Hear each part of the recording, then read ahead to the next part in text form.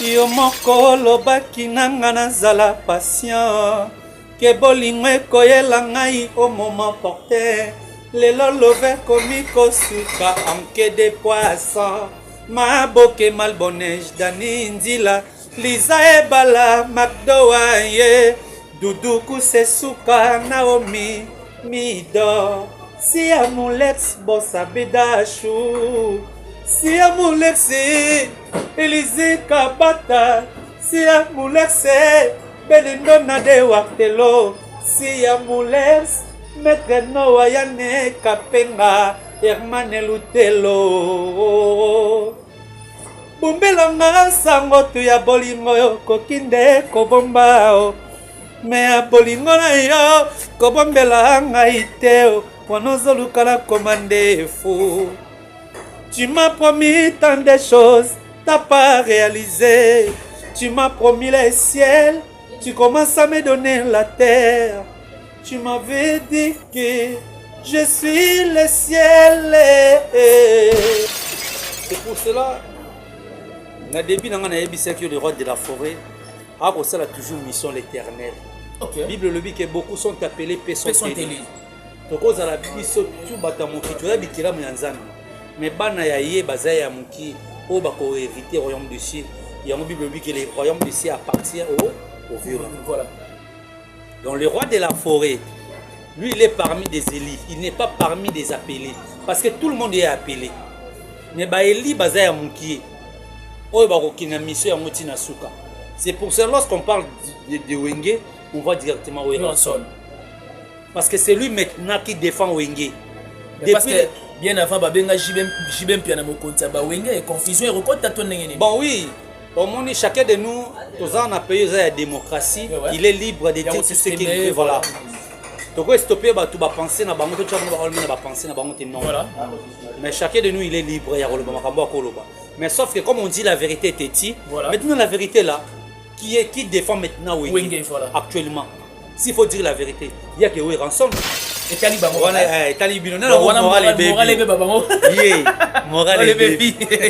parlons du 18 octobre.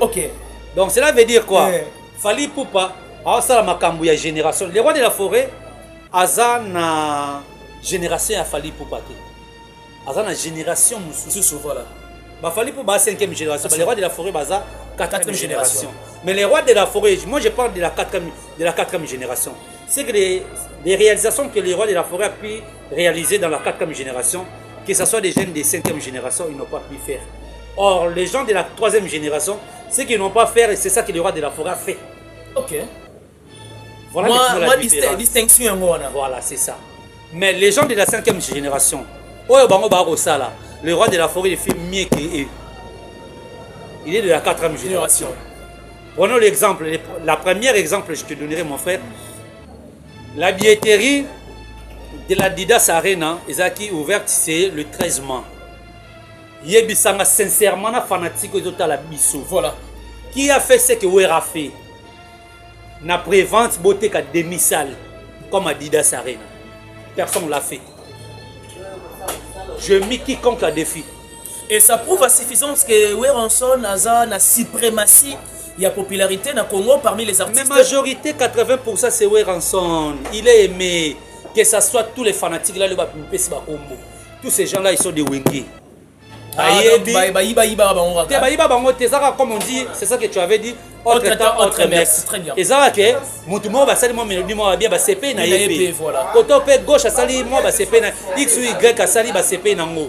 Mais en vrai, origine na bango eza maison mère. Surtout tous s'abonner à podcast reality champion Niga. Mamba bien, ba histoire bien, ba émission bien, ba faire bien. Asso Ferrari nous donne des informations pour nous. Ndenge kaka tolo baka biso tous s'abonner podcast reality champion Niga.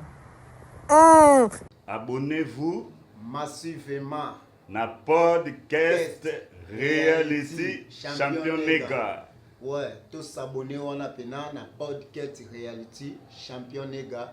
On a des informations sur ya quartier latin, ba vidéo, ba concert au Bolinga Kandeti lobby le 22.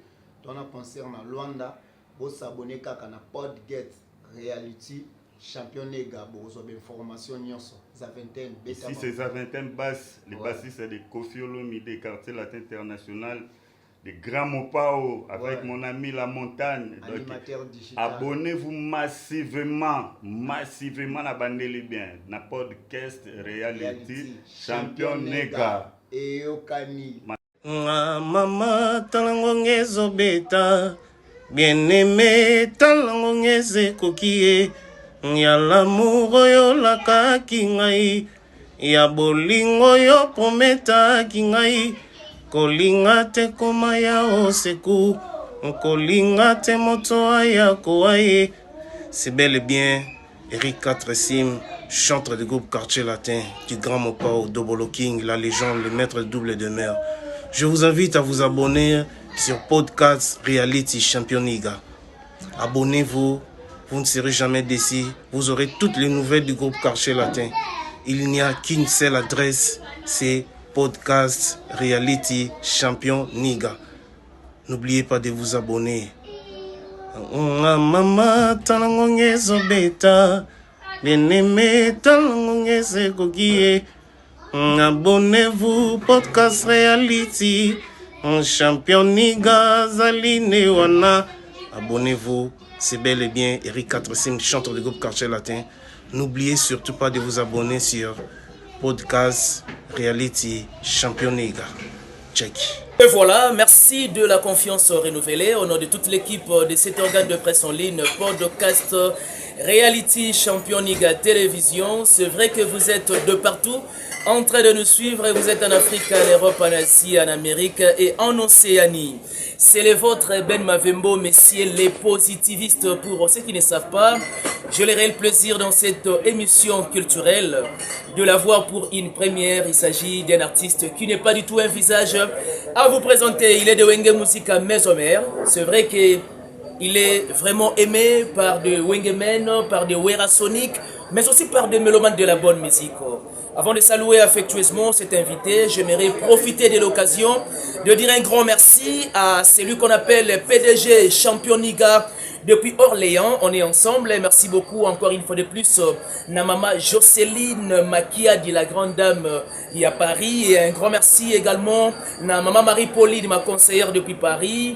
Merci na couple social Alphonse Massakuba et mère Patience Massakuba. Merci également na couple Miguelito Kumbi Mvouiti ya Amour Kitoto et un grand merci na mère Chantal Eboza, précisément na Katia Paris. On est ensemble JMK, merci pour la disponibilité, merci na assistance ya Christella Bolanga et merci aussi également na baboni na biso parce que vous le faites tellement bien de pouvoir nous accompagner au partage de nos émissions, mais aussi de commenter et puis de liker, de suggérer combien même il s'agit.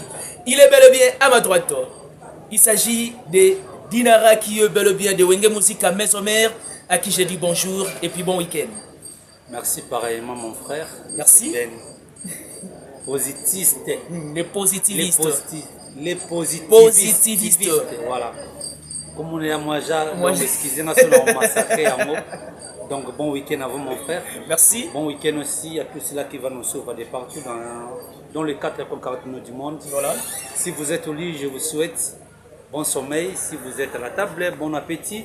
Et si vous êtes malade, bonne guérison en vous. Et ce qui va perdre va être trop cher pour nous. Nous vous présentons nos sincères, nos très sincères condoléances à vous. Vraiment merci. Que les dieux de nos ancêtres vous bénissent là où vous êtes. Voilà. Je suis le représentant légal des ancêtres, de mes ancêtres, de nos ancêtres. C'est tout à fait vrai. État qu'africain, je suis fier de l'être, comme on dit. Peuple sans culture, peuple sans repère. Tout à fait vrai. Il faut toujours savoir respecter les ancêtres. Et c'est l'esprit qui dirige la chair et non la chair qui dirige l'esprit. Et voilà, dès l'entrée des jeux, c'est vrai que vous avez beaucoup sémé dans la musique. Ouais. Et aujourd'hui, il y a un grand formateur qui est bel et bien Weranson. Félicitations d'ailleurs, parce que peut-être une chose occasion pour l'Arena Grand Paris. Personne ne croyait que Weranson pouvait réaliser ce qu'il avait réalisé. Vie Basila, ainsi de suite. Vous avez au courant un langage. Oui, bien sûr que oui. d'où vient l'énergie, il y a exploit au Salara Wanana, Arena Grand Paris?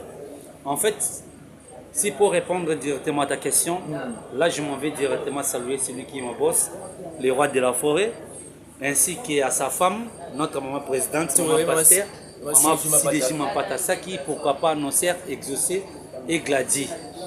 S'il faut répondre à ta question, moi je te dirais que le roi de la forêt, sans loin de l'éternel, tout ce qu'il est en train de faire, ou soit il est en train de réaliser, c'est ça que l'éternel attend la canalisation de la vie.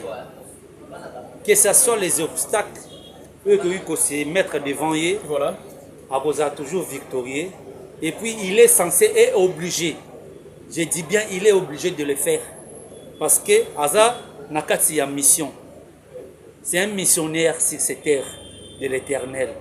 Donc, lorsque Batouba se permettre Yakoloba, tout ce que Bakoki Koloba, Makamotu Bakoki Koloba, mais sauf que les rois de la forêt, Yemonga gardant toujours silence. C'est pour cela qu'on définit, qu'on dit que le silence est une arme des grands hommes. Pourquoi les fingi, pour critiquer, tu peux tout dire sur lui, il ne va pas te répondre.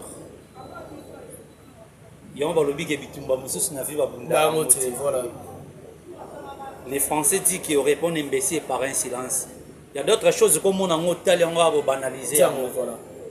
Mais dans le jour d'avenir, on va revenir pour pas payer raison. Pourquoi c'est comme ça que les rois de la forêt fonctionnent. Voilà. Atalaki bango balobi les rois de la forêt sili, les rois de la forêt sili. Mais vu qu'atambola kananzambe balobi. On dirait bando choqué bino. Non plus. En fait, il y a un langage qui dit que mon peuple périt par manque de la connaissance.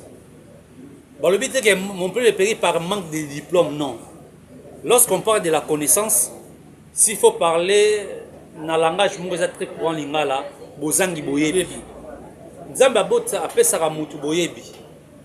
Boyebi otobengi sagesse na français. Mais intelligence nzamba kopesa modoté. Intelligence eza epa ya yo moninga na moto. Na ke na classe, prenons l'exemple que vous êtes mon professeur. Na ye au prendre 1 plus 1 égale à 2. 2 plus 2 égale à 4. 3 plus 3 égale à 6. Yango au moins na kati ya Bible. Dans le livre 1 Corinthiens, le roi Salomon dit ceci: la sagesse que vous avez, ce n'est pas la sagesse de ce siècle, ni des chefs de ce siècle, mais la sagesse qui vient d'en haut. C'est l'esprit des prophètes.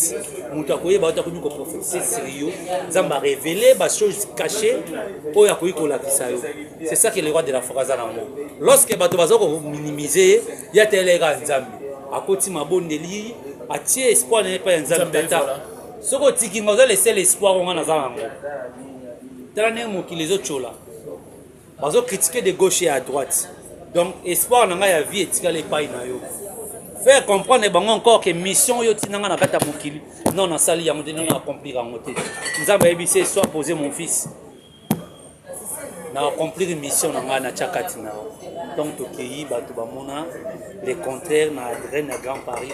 Les épreuves n'ont pas les bosseurs au Komapoto, les épreuves n'ont pas les bosseurs au Bété na salle mobilitique.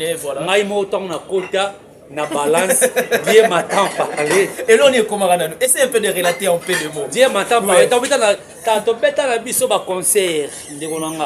Ben, tu bêta ba concert maintenant na côte tout ça balance. Na tali grandeur à salle wana.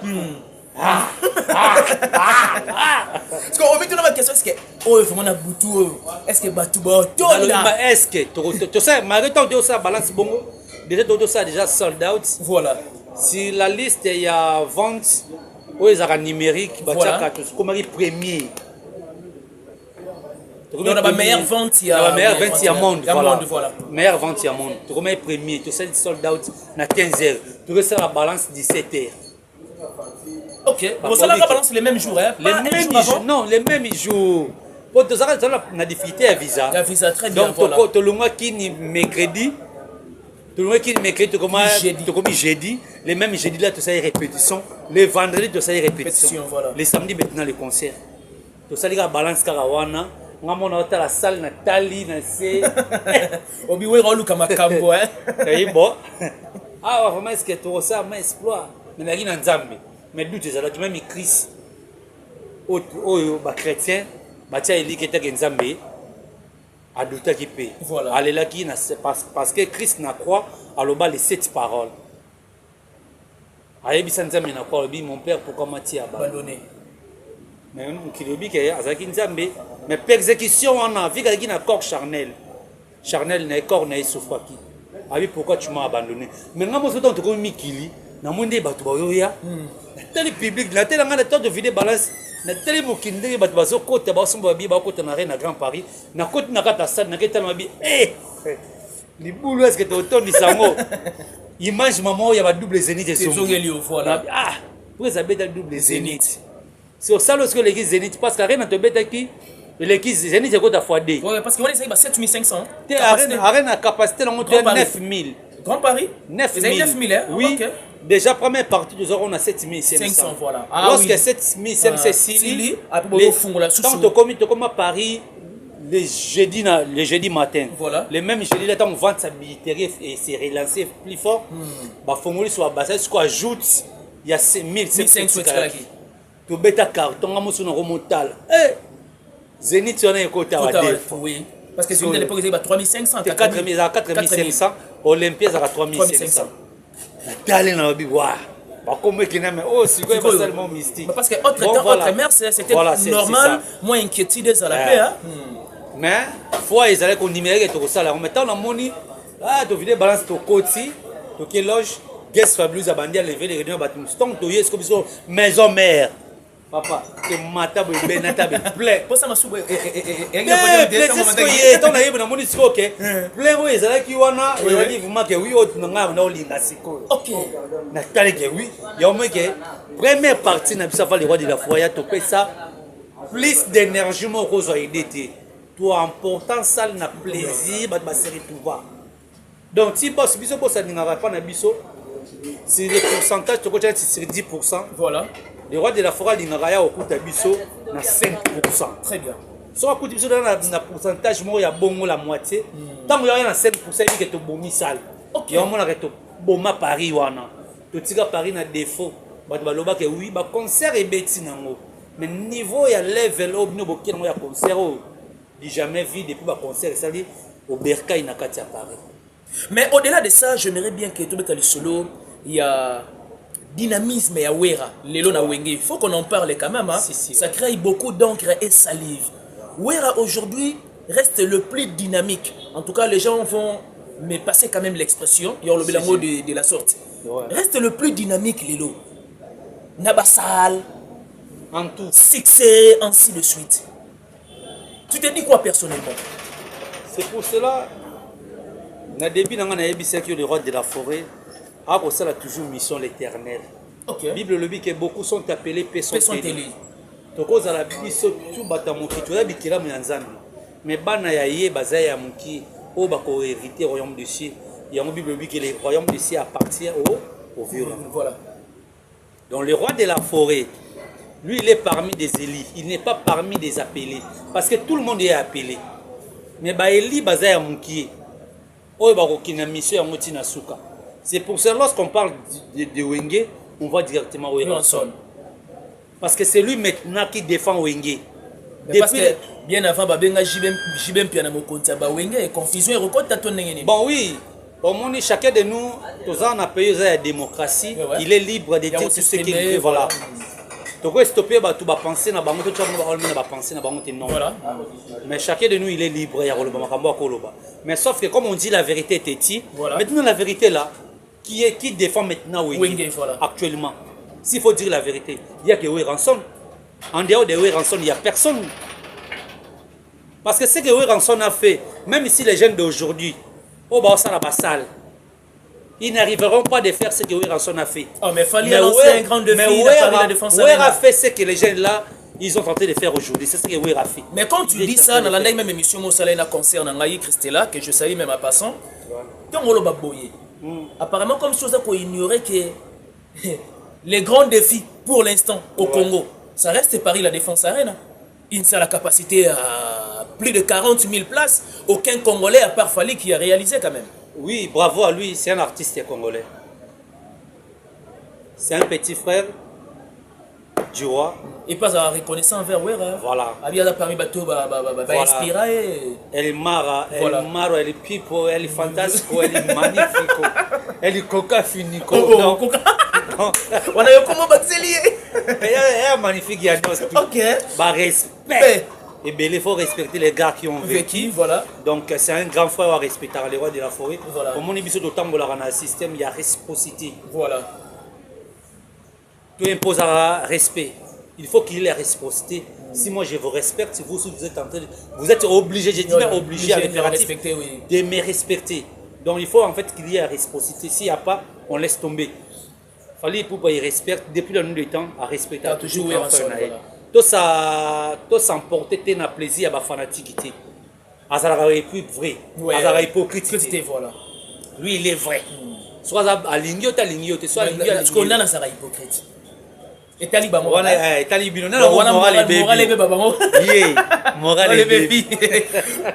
du 18. Donc cela veut dire quoi? Fali Poupa, ça la génération. Les rois de la forêt, Aza na génération à Fali Poupa. Aza na génération voilà.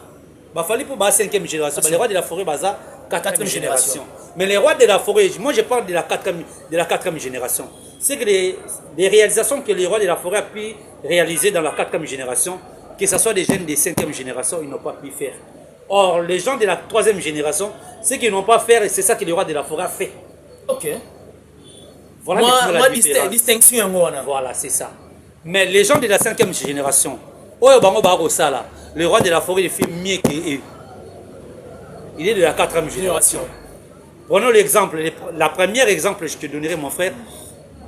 La billetterie de la Didas Arena est ouverte, c'est le 13 mai. Il y a sincèrement fanatique de la Bissou. Voilà. Qui a fait ce que Wera a fait? Na prévente beauté qu'à demi-salle, comme à Didas Arena. Personne ne l'a fait. Je mis quiconque à défi. Et ça prouve à suffisance que Weranson a la suprématie. Il y a popularité dans le Congo parmi les artistes. Mais majorité, 80% c'est Weranson. Il est aimé. Que ce soit tous les fanatiques là, tous ces gens-là, ils sont des Wengi. Comme on dit, c'est ça que tu avais dit. Autre temps, autre messe. Très bien. Et ça, que mon va salir moi mélodie moi bien CP na yep. Côté gauche, ça salir moi CP na X ou Y, ça salir CP na ngo. Mais en vrai, origine na bango eza maison mère. Très bien. Place où on se retrouver eza maison mère. Vous comprenez? Donc maison mère déjà parlé na bango. Ya mona ke bakenda na bango ba otala bango mais soki likamonda kuna bango nde bayaka. Ya comme abatu mususu que ce bonjour ba yene comme côté azo finga bout batu ba sala boy faire ça na terre ça ma. Donc c'est que le roi de la forêt fait na prévente seulement ya Didas Arena. Même ba jeune wa lelo ba betri ba Didas Arena ngo o ba beti ba salle différente na kati Europe ba sali ya ngoti na prévente bote ka demi salle dans la réalisation toi na ngo lelo. J'aimerais bien ramener au réseau Zoloba de filles vous taper double Adidas Arena. C'est possible pour Weranson? Déjà on a fait double zénith. Parce qu'on dit que tu vas ignorer un mot. Mais même ici, il faut ignorer le roi de la forêt, il n'a rien à prouver. Alors prouver sur Batounine. S'il faut faire des exploits, il a déjà fait. Il y a rien de nouveau sous le soleil. Tout ce qui est palpite. Ah, ils ont palpite. Oui, ils ont palpite. On va moral les bébés bango. À l'occasion de rien, mais on appelle ça là. Mais c'est la réalité. C'est la réalité. C'est vérifiable. Moral baby. Yeah. Moral baby. Nani. Oh mais et puis esa phrase interrogative et affirmative esa phrase interrogative. Mais yeah. Quand tu y a tes andé nani. Pour musique apparemment comme c'est Cicéron, non Socrate il avait dit connais-toi toi-même. Donc bami lukana bango na bango nani moral et baby. C'est lui qui se sent piqué, connaît l'affaire. Tout à fait vrai. Donc on linga s'impliquer dans kata makamo donc c'est qu'il y a mutu moral et baby. Nous on fait notre truc tranquillement calmement. Le roi il est très posé, très calme. Natron naï toujours des poids à la wana à kokonza yango pe jalon na monduté. Toujours la bénédiction, la main de l'Éternel sur lui. Yango ça toujours makambo ya danger. Yango ça la makambo ya danger Weranson et d'ailleurs je profite de l'occasion de féliciter vous qui avez accompagné Wera pour un projet à départ unique, 5 sur 5. Départ unique, c'est un tremplin. C'est un pont vers Adidas Arena. Aussi, bien sûr que oui. vers Adidas Arena. Adidas Arena, ça nous reste pratiquement 1 mois et quelques jours. Bah attente y a battu. Bah désir y a battu. Pour les jours Chiwana. Et ça là au-delà il y a à Paris la défense et Paris ni Arena Grand Paris. Arena Grand Paris. Ben oui hein. Si je parle avec toute confiance comme ça, parce que je suis parmi des cuisiniers. On a assurance ouais comme si. Ben oui. Laissez-moi d'abord terminer ce que je voulais dire. Voilà. Si je parle comme ça avec toute assurance, parce que je fais partie parmi des cuisiniers et je sais quelle sauce qu'on est en train de préparer. Okay. Et la sauce qu'on est en train de préparer, j'espère que le jour où on va présenter ça à nos clients, ils vont déguister ça avec l'appétit. C'est le spectacle. Ah bon? Bah Wengimel va retenir parole. Ben oui, c'est le man de la bonne musique aussi également. Oui, hein. L'air et pas, ça sera que les spectacles. Des belles mélodies. Rien que les spectacles, rien que de belles mélodies. D'ailleurs, vous savourez ces derniers temps. Il y a mon au rendez-vous le jour-là, le 18 octobre. C'est pour cela je vais profiter dans cette émission pour demander à tous ceux-là qui préfèrent bien la musique du roi d'aller y acheter vos billets. N'hésitez pas, maman, n'hésitez pas, mon frère. Allez d'acheter vos billets et ne manquez pas. Mais il faut vivre événement. Il faut être un témoin oculaire. Voilà. Voilà, lentement et sirement, je suis certain que toi qui m'as vers la fin, tu as travaillé avec Ouera le projet de Formidable. Mais j'aimerais bien que moi, morceau Moria bien pour quand même qu'on se perçoit le mélomane de la bonne musique au Borlandabiso parce que tu as mis aux amoyembi quand même. Yo mokolo bakinanga nazala patient ke bolingo ekoyela ngai au moment porté lelo love komi kosuka anke de poisson maboke malbonneige dani nzila liza ebala makdoa ye duduku sesuka naomi mido si amulex bosabedashu si amulex Elise Kabata si amulex Benindo Nade Waktelo si amulex Maître Noa Yane Kapenga Hermane Lutelo Bumbelanga sango tu ya bolingo kokinde kobomba me ya bolingo na yo kobombela ngai te wanozoluka na komande fou. Tu m'as promis tant de choses, t'as pas réalisé. Tu m'as promis les ciels, tu commences à me donner la terre. Tu m'avais dit que je suis le ciel. Les gens ont commis ténèbres, pourquoi? Et voilà, c'est bel et bien Dinara, il est du Wenge Musica Maison Mère en route vers Adidas Arena. Mais il y a une inquiétude, il y a un mélomane, qui est d'hier et d'aujourd'hui sur Abimisi Biloko, ils ont fait ça sous Marambouté, Pifo. Rendez-vous, ils en ont flété comme bien avant. Il ne faut pas confondre les temps. À l'époque, tout le monde est normal, mais l'autre, comme dans un monde trop numérique. Donc le monde est comme numérisé, voulais-je dire. Donc, tu ne vas même pas réalité. Moi, voilà. Vitesse c'est comme il y a Moussous. Mais n'est-ce pas que la vitesse, on est fou, Makambonde, vraiment presque partout. Ben oui, Makambonde est partout, mais sauf que la numérisation, il y a Katia Makambango. Voilà. Chacun de nous a sa koto, mais les vrais, tu toujours un positionnement. Mais tant que toi-même, tu vas comprendre que non, ça c'est les rois. Ok, bien. C'est pour ça qu'on dit que les goûts et les couleurs ne se discutent pas par rapport à ça.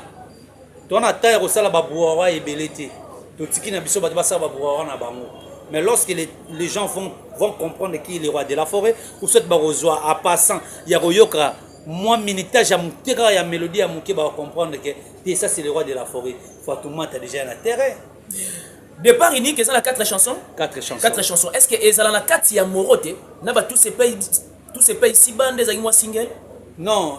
Départ unique aussi, c'est un éclaireur. Ok. C'est un éclaireur, c'est un maxi single qui annonce l'arrivée de l'album Moroté. Très bien. Ils ont bâti trop de mais le roi de la forêt a soutiré. Voilà, après cigare fanatique dégusté. Le temps que tous au matin, il y a préparation, il y a Adidas Arena ici là, tout sa préparation, il y a Moroté côté Banzima Bafadou soit des il y a moment qu'on est Tony Koulou de la République, Ezali Banzima Batebele Zanakatiwana. bato ba consommer l'été que bato ba zelaka morote ya moni biso na morote tout ça départ unique voilà mais na morote siko ba oyoka siko ba mélodie ya danger ba melanka pe ya danger ndenge fait que que quand nous avons créé ce monde des artistes bango bazalaki bango banani c'est nous auto pesi ba melanka pe ya danger na kati ya morote c'est là que les gens vont comprendre maintenant qu'il est le doyen de la faculté. Doyen de la faculté. Doyen de la faculté. Et là, c'est Weranson ou Dinara? Non, doyen de la faculté, c'est moi. Ok. Par rapport à nous, le musicien qui accompagne Weranson. Ok. Parce que lorsqu'on parle de Wenge Maison, on voit directement Weranson. Voilà. C'est lui le leader. C'est lui le visionnaire du groupe. Donc nous sommes des compléments d'objets directs du roi. Bon, accompagnera voilà. Donc moi je parle état que des travailleurs du groupe Wenge Musique à Maison Mère, état que chanteur, donc parmi les chanteurs. Le doyen de la faculté. Doyen de la faculté. Je suis le plus ancien que tous les chanteurs qui sont là, je suis leur doyen. Et ben là je peux créer une polémique. Ben la vérité reste que la vérité. Hein. Sauf que je n'ai jamais. Voilà, n'a insulté personne, n'a diminué mon tout.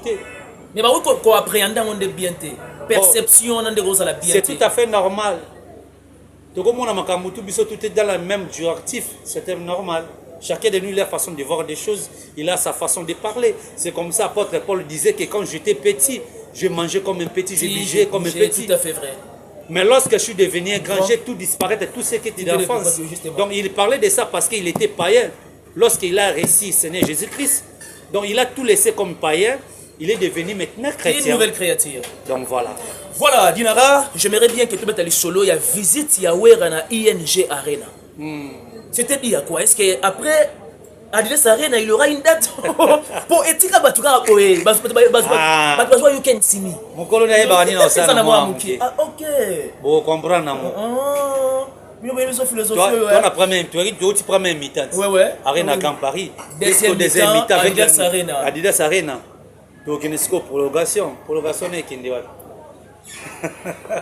mais bon, je m'appelle la Wenge apparemment. Prolongation est qui est parce qu'au final, tu regardes.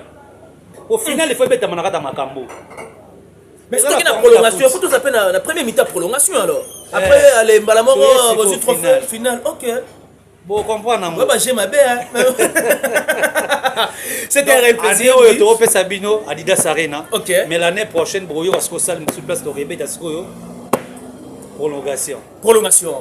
Prolongation, c'est l'année prochaine. Bon, la salle, bon, comprendre. Et voilà. On va la mise en molie, mais on a déjà, c'est pas comprendre.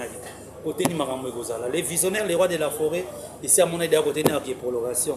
Et puis, bateau, on a vision, on a l'œil d'aigle, ici, on a déjà. Ok. Donc, tant que deuxième mité, ici, il y a une prolongation, il y a un mot. Très bien. Parce que tu as corrigé ma prolongation. Après, tu as la tir au but, tu es au final. Ok, tu as tir au but, tu as à côté à Londres. Ah bon? Bah, surprise, au Wembley? Tu as la côté au Canada. Ok. Mais final, il faut que tu aies à Paris. Final quand il a Paris. Final quand on a Paris. Donc là où les artistes et musiciens congolais se sentiront mieux. Tu as Paris final. Parce que vous comprenez la grandeur à l'Europe. Et voilà, tout est bien qui finit bien. Merci de ta présence. Merci beaucoup de m'avoir honoré sur ces plateaux de circonstances. Je suis sûr et certain que c'est une première, mais ça ne sera pas la dernière fois. Oui, hein. De temps en temps, on va en parler. Vraiment, quand il s'agit surtout, il y a moi la pierre à l'édifice, dans la culture musicale. Et nous sommes censés d'être toujours avec vous. Tout à fait vrai. Qu'est-ce que les gens peuvent retenir de ton passage? Et puis, regardez la caméra, ça vous reste 1 mois et quelques jours pour affronter Adidas Arena. Ce que moi je demanderais seulement est que votre artiste, le Dinachou, le Dinalove, de Wengeman, et puis tout l'amoureux de la bonne musique, tout ceux qui préfèrent bien la musique du roi, et que votre humble serviteur, je vous demanderai seulement d'aller-y acheter le billet. Et puis les jours-là, ne manquez pas. Ne manquez pas les rendez-vous du 18 octobre. Je vous en supplie, au nom du bon Dieu, de l'Éternel, au nom de mes ancêtres, Bozala Wana, Tozala, Tosepela, tout ça la fête, tout festoyer en fait ensemble, ça nous ferait énormément plaisir de Dinachou, de Dinalove, et puis continuez toujours à savourer votre opus départ unique, voilà. Et puis allez-y, il y a qu'à s'abonner à la page tout officielle Les Rois de la Forêt, TikTok, Facebook, YouTube, Les Rois est là. Et puis nous aussi, votre artiste, nous sommes là. Merci à vous, merci à mon colonel Tony Koulou de la République. Big up à vous mon colonel. et Herman Lutelo, le boss de l'agence HL Service dans la ville portuaire de Matadi, mon frère, les grands donnés, les grands déclarants, que ce soit à Paris, en États-Unis, en Asie, en Europe, partout. L'agence HL Service est là pour vous, est très disponible pour vous. Et puis mon frère, Maître Yann Noah Kapenga, très social, très capable, Maître Yann Noah Kapenga. Bon week-end à vous mon frère. Il y a Dorothée Mafoutan à Bordeaux, Maître Serge Zima, l'avocat suprême international, Mariette Badega Schengen.